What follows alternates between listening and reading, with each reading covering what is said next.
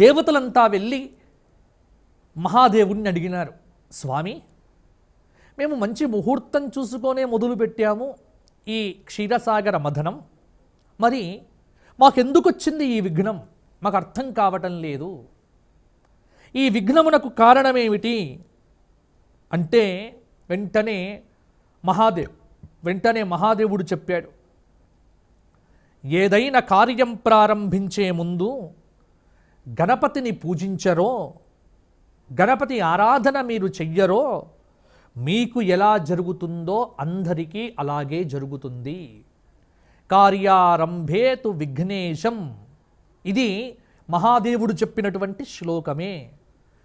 ఆ రోజు నుండి పురాణ పద్ధతిలో, సంప్రదాయ పద్ధతిలో గణపతిని విఘ్ననాయకుడిని చేసినారు.